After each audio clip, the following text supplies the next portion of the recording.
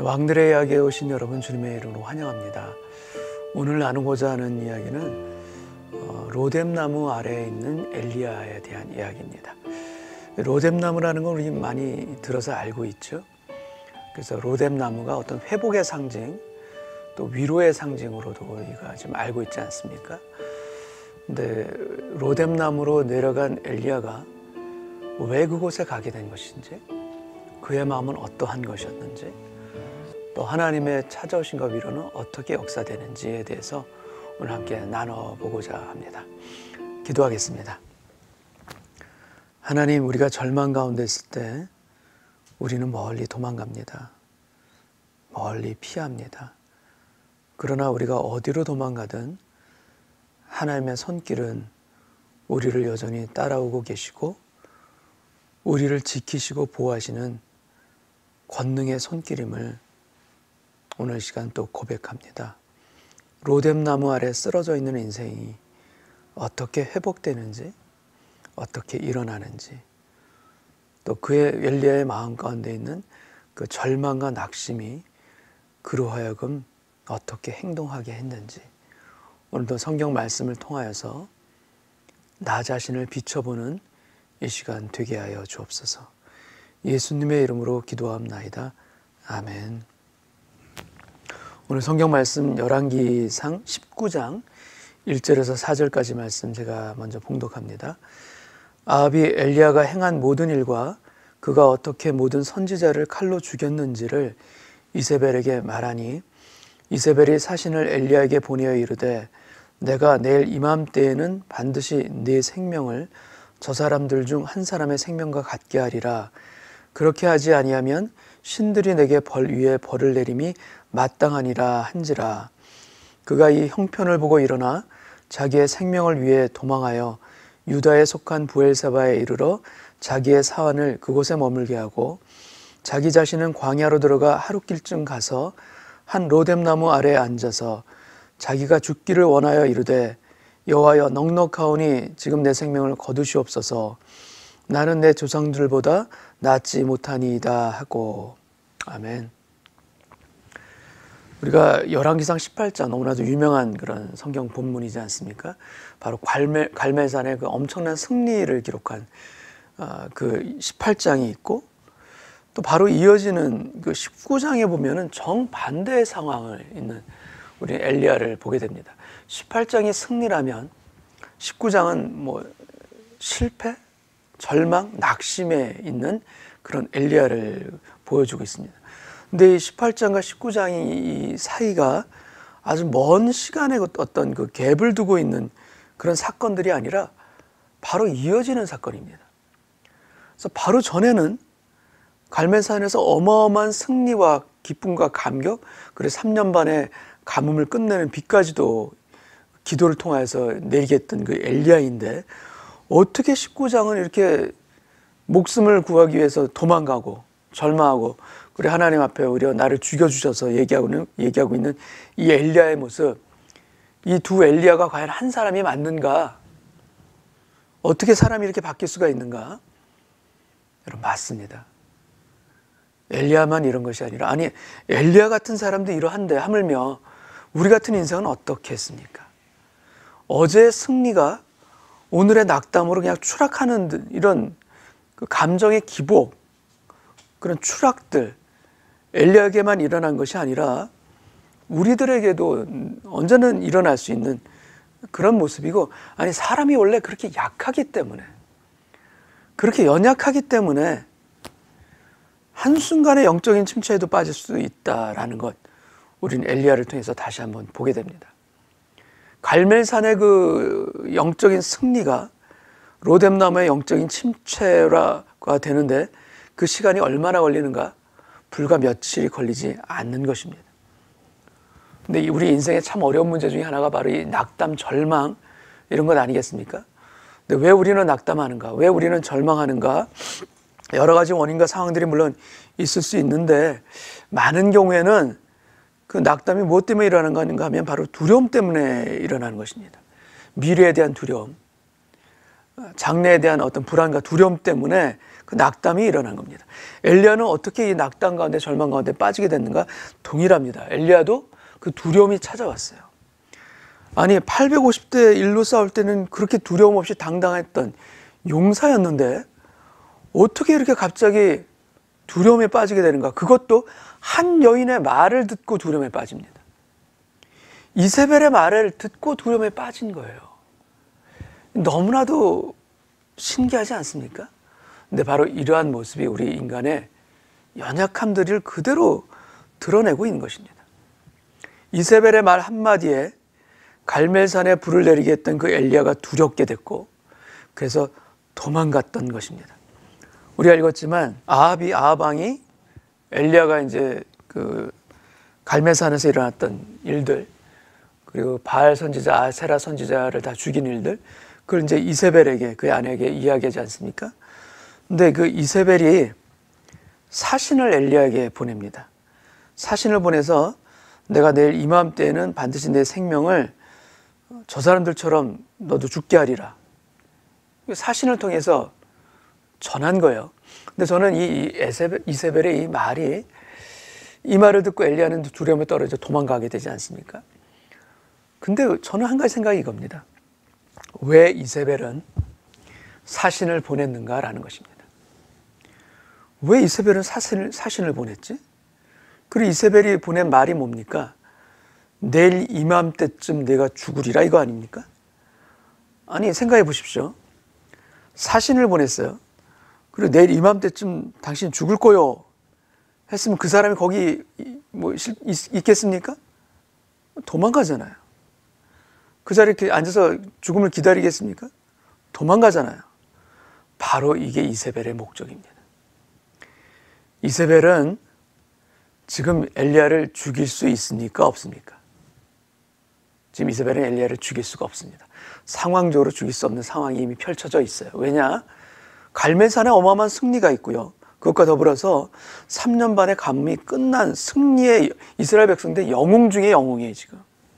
근데 그 영웅을 지금 이세벨이 당장 죽일 수 있습니까? 죽일 수 없어요. 백성들이 그냥 있지 않을 것입니다. 죽일 수는 없는데 죽이고는 싶은 거죠. 근데 죽일 수 없기 때문에 이세벨이 생각하고 그 이세벨의 목적은 무엇입니까? 그를 쫓아내는 것입니다. 그 자리에 있지 못하게 만드는 것입니다. 이세벨이라는 이 여인이 굉장히 계략이 뛰어난 여인이죠.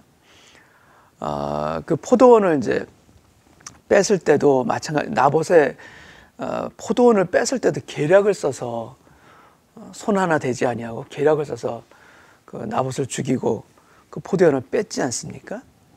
지금 엘리야를 죽이고 싶지만 죽일 수 없다라는 걸 잘 압니다. 그래서 엘리야를 그 자리에 있지 못하게끔 몰아내는 것, 이게 바로 이세벨의 목적입니다. 근데 이 엘리야가 그 말을 듣고 어떻게 됩니까? 거기에 넘어갑니다. 죽일 수 없습니다. 대신 하나님을 신뢰하지 못하고 도망가게끔 만드는 것이 이세벨의 목적인데, 여러분 사단도 동일합니다. 사단은 우리를 죽일 수 없습니다. 생사의 권한은 주권은 아버지 하나님께 있습니다. 우리를 죽일 수는 없지만 우리로 하여금 하나님을 믿지 못하고 하나님을 떠나 도망갈 수 있게끔 만들 수는 있는 것이 바로 사단입니다. 무엇을 통해서? 두려움을 통해서. 두렵게 해서 도망치게 합니다. 이게 엘리야에게 지금 일어난 일이고, 아니 엘리야에게만 일어나는 일이 아니라 오늘날 살아가는 우리에게도 다 마찬가지로 사단이 하는 일입니다. 하나님을 신뢰하면 그 자리를 지킬 수 있습니다. 근데 신뢰하지 못하게 하고 하나님부터 떠나게 하고 도망치게 해서 결국 우리가 있어야 될 자리를 지키지 못하고 떠나게끔 하는 것, 도망치게 하는 것, 이게 바로 사단이 하는 일이기도 합니다. 두려움 때문에. 낙담은 보통 이 두려움 가운데 자라나죠. 그리고 이렇게 자라나게 되면 어떻게 되는가? 자기 연민에 빠지게 됩니다. 나는 희생자고, 나는 피해자고, 내가 나를 불쌍히 여기고, 내가 세상 가운데서 이런 대접과 취급을 받아야 되나? 나같이 불쌍한 사람은 없어. 나 같은 인생은 없어. 자신의 안타까운 현실이 자꾸만 커 보이게 되는 것이고, 스스로 속게 되는 것이고, 애처럼 눈물을 쏟게 되는 것이고, 결국은 어떻게 되는가? 하나님도 소용없어. 하나님도 나를 도우시지 않아. 아니, 하나님이 살아계시다면 왜 나에게 이런 일이 일어나? 하나님은 안 계신 거야. 내지는 하나님이 계신다 할지라도 하나님께 섭섭하고 하나님께 원망의 마음이 들게 하는 것. 그래서 하나님으로부터 거리를 점차 멀어지게 하고, 나중에는 결국 하나님으로부터도 도망치게 만드는 것. 왜 그래, 나중에는 결국 죽고 싶은 마음까지도 들게 하는 것. 왜 이런 극도의 절망 가운데 빠지는가? 왜 하나님을 우리가 아는데도 불구하고 그런 낙담의 구덩이에서 우리가 빠져나오지를 못하는가? 여러분, 그 두려움의 출처를 한번 가만히 생각해 보시기 바랍니다. 사단은 어떤 존재인가 하면 바로 속이는 영입니다. 어떻게 속이는가? 죽을 것 같은 상황으로 우리를 속입니다. 실제는 죽습니까? 안 죽습니까? 안 죽어요. 주님이 죽게끔 내버려 두시지 않습니다. 실제로 죽는 게 아닌데 죽을 것 같아요. 그래서 견딜 수가 없어요. 죽을 것 같은 상황으로 우리의 영적인 눈을 가려버립니다. 그리고 죽을 것 같은 것이 보여지는 육적인 눈만 뜨게 합니다. 영적인 눈을 뜨면 그 동일한 상황 가운데도 하나님의 역사하심이 보이는데, 하나님께서 주시는 피할 길도 보이는데, 영적인 눈은 가리게 만들고 오직 육적인 눈으로만 보게 합니다. 보지 못하게 하는 것입니다. 하나님을 보지 못하게 하는 것이고, 하나님의 영적인 권능과 그 일하심을 보지 못하게 하는 것이고, 하나님의 약속을 보지 못하게 하는 것입니다. 그리고 오직 보게 하는 게 있습니다. 오직 보게 하는 것은 육적인 것, 감각적인 것, 세상의 소문들, 다른 사람의 평가들, 정죄들, 여러분, 피부로 우리의 육체로 느끼고 감정으로 느끼게 하는 것, 그것만 보게 하고 그것만 들리게 하는 것입니다. 그 우리 세상의 이면에 너머에 있는 하나님의 역사하심에 대해서는 눈이 다 가려진 것이고 귀가 다 막힌 것입니다. 그리고 그 가운데 두려움이 계속해서 몰려오는 것입니다. 어떻게 되겠습니까? 죽을 것 같은 거예요. 그래서 그 가운데 함몰합니다. 그 가운데 무너지는 것입니다. 바로 그 일이 지금 엘리야에게 일어난 것이고 오늘날 우리에게도 일어나고 있습니다. 근데 제가 말씀드렸지만 사단은 어떠한 존재인가? 속이는 영입니다. 속임수예요. 실제가 아니에요. 가짜인 것입니다. 허상인 것입니다. 눈에 보이는 거 허상인 것입니다. 실상은 무엇인가? 믿음으로 볼 수 있는 하나님의 세계가 실상인데 우리는 그 실상을 보지 못하고 속는 거예요. 여러분, 결국 시간이 해결해 주지 않습니까? 우리는 시간 너머를 볼 수 있는 능력이 없습니다. 그러나 하나님은 시간 너머를 보십니다. 지금은 죽을 것 같은 상황이었는데 앞으로 1년 후, 3개월 후, 2년 후 그 상황이 바뀌어서 하나님의 은혜와 축복이 임했던 그런 여러분의 과거의 체험들이 있습니까? 없습니까? 있지요. 결국 시간이 지나가면 보게 될 현실. 근데 우리는 그걸 지금 못 봐요. 볼 수가 없어요. 그래서 낙담하는데, 그래서 속는데 이 속음수에 넘어가지 않기를. 하나님께 더 기도함으로 하나님께서 들려주시는 음성으로 우리의 마음이 평강을 얻고 예배와 우리의 기도와 말씀을 통하여서 영의 양식으로 우리가 채워지고 또 채워지고 또 채워질 때 하나님의 일하심이 들리기 시작하고 하나님의 역사가 보이기 시작함으로 말미암아 처음에는 희미하게 안개처럼 보였던 그 하나님의 일하심과 열매와 약속들이 점차 안개가 걷혀듯이 명확하게 보이기 시작하고 어느 순간 내 현실의 앞에 딱 서 있는 것입니다. 여러분, 그것을 미리 줌인해서 볼 수 있는 것이 바로 우리 믿음인 것입니다. 그래서 믿음이 생명인 것이고 믿음이 우리에게 능력인 것일 수밖에 없습니다.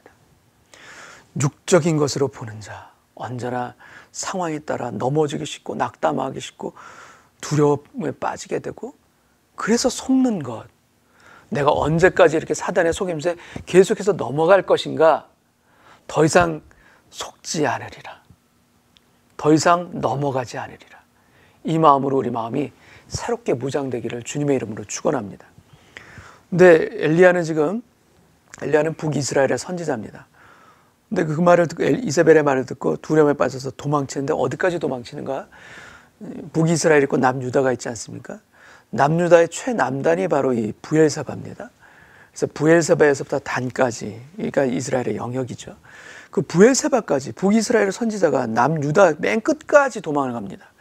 그리고 거기에 산 하나를 두고 하고 부엘세바에 이르러 거기서 광야로 들어가 자기는 하루길쯤 더 갑니다. 철저히 혼자 하루길쯤 더 가서 거기 한 로뎀나무 아래 쓰러진 것입니다.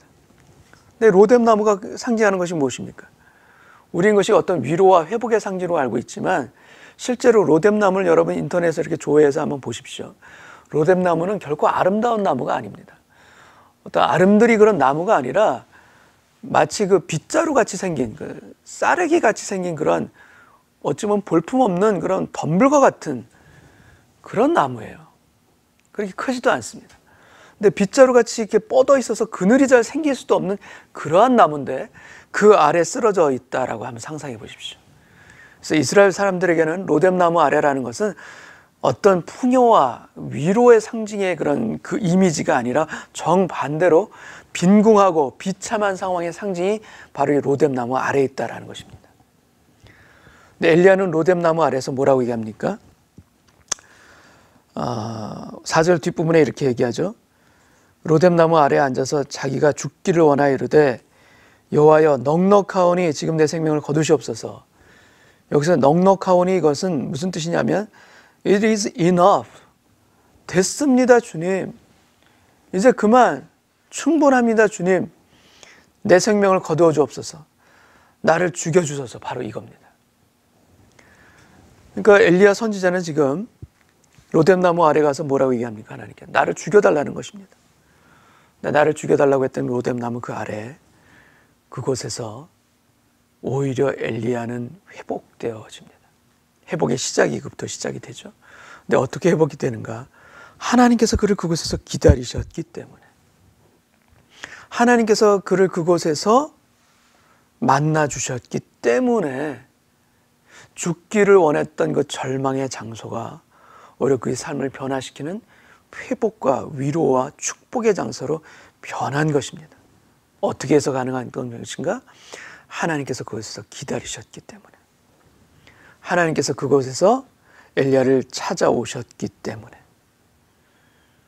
여러분, 우리에게도 하나님은 엘리야에게 하셨던 것처럼 우리에게도 동일하게 하십니다. 상황이 어찌되었든 낙마하고 절망하고 두려움에 빠져서이든 아니면 속임을 당하여서든 로뎀나무 아래 쓰러져서 차라리 죽고 싶습니다라고 한탄하고 쓰러져 있는 우리에게 아버지 하나님은 찾아오시는 분입니다. 왜 찾아오시는가? 그분의 자녀이기 때문에. 독생자 예수 그리스도를 우리를 위해서 아낌없이 주실 만큼 우리를 사랑하시기 때문에 그대로 내버려 두실 수가 없는 것이고 찾아오셔서 회복시키시는 분이십니다. 하나님의 찾아오심이, 하나님의 위로하심, 역사하심, 이것을 여러분 믿으시기 바랍니다. 어떠한 방법을 통해서도 하나님은 우리에게 찾아오십니다. 나를 그대로 두시는 분이 아닙니다.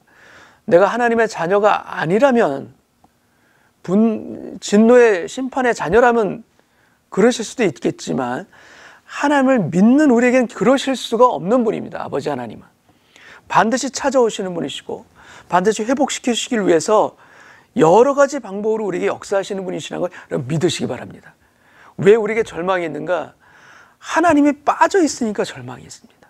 내 삶에 있어서 하나님이 공백이 있으니까 절망이 있는 것이고 하나님의 임재가 없으니까 절망이 찾아오는 거, 낙담하는 것인데, 여러분 어떤 낙담과 절망 가운데도 하나님의 임재가 찾아오게 되면 변화가 일어납니다. 회복할 수가 있습니다. 하나님께서 찾아오십니다. 임재의 장소로 변하는 것입니다. 쓰러져 있던 로뎀나무 아래가 오히려 지성소에 하나님의 영광이 있고 하나님의 임재가 나타나듯이 오히려 지금 로뎀나무 아래 하나님의 임재가 나타나시는 겁니다. 쓰러져 있는 우리 인생 아래 하나님의 임재를 채워주시고 나타나시는 것입니다. 그래서 회복할 수 있습니다. 그래서 역사하시는 것이 일어나는 것입니다. 이 믿음, 하나님께서 우리 사랑하심에 대한 신락 같은 믿음이라도 우리가 붙들기를 원하고, 우리가 쓰러지더라도 어디에 쓰러져야 되는가? 엘리야처럼 하나님 앞에서 쓰러져야 됩니다. 하나님, 내 생명을 차라리 죽여주옵소서. 죽여달라고 얘기하고 있지만 엘리야가 누구에게 지금 얘기하고 있습니까? 바로 하나님에게. 하나님 앞에서. 절망이든 인생의 쓴뿌리든 어떤 원망이든 좋습니다. 그걸 다만 누구에게 해야 되는가? 하나님 앞에 쏟아놓으라는 겁니다. 하나님 앞에 쏟아놓을 때 하나님께서 역사하십니다. 여러분, 많은 하나님께서 역사하시는 방법들이 있습니다. 근데 엘리야를 회복시켰던 그 로뎀 나무처럼 우리가 회복되어지고 우리가 다시금 일어설 수 있는 우리에게 있어서의 로뎀 나무는 많은 경우에 무엇인가? 바로 우리 인생에 지치고 낙심하고 힘들어 있을 때 우리를 살리기 위해서 우리 개인마다 주시는 바로 하나님의 말씀, 그 말씀이 로뎀 나무입니다. 거기서 엘리야가 회복하였듯이 우리도 무엇으로 회복하는가? 우리에게 개인적으로 주시는, 내 삶에 주시는 그 하나님의 말씀, 그 말씀이 결국 우리를 살립니다. 그 말씀이 하나님의 임재로인 것이고, 그 말씀이 우리에게 하나님께서 찾아오신 것이고, 그 말씀이 하나님이 우리를 품에 안아주시는 것이고, 말씀을 통해서 역사하시는 것, 우리를 살리시고 우리를 회복시키고 우리를 축복해 주십니다. 여러분, 로뎀 나무 아래 쓰러져 있는 것 같은 그런 인생의 그런 아픔들이 있으십니까? 하나님께서 찾아오실 것이고, 무엇으로 찾아오시는가? 말씀으로 찾아오십니다. 주의 말씀으로 찾아오십니다. 이 주의 말씀이 내 귀에 들리게 하여 주옵시고, 그 주님의 말씀을 듣고 내 마음에 기적이 일어나게 하여 주옵시고, 그 주님의 말씀으로 인하여 소망으로 바뀌어지는 그 은혜가 저에게 임하게 하여 주옵소서. 이 기도가 우리 모두에게 있기를 원합니다. 하나님께서 반드시 찾아오신다. 그리고 가장 많이 찾아오시는 하나님의 방법은 무엇인가? 하나님의 말씀이시다.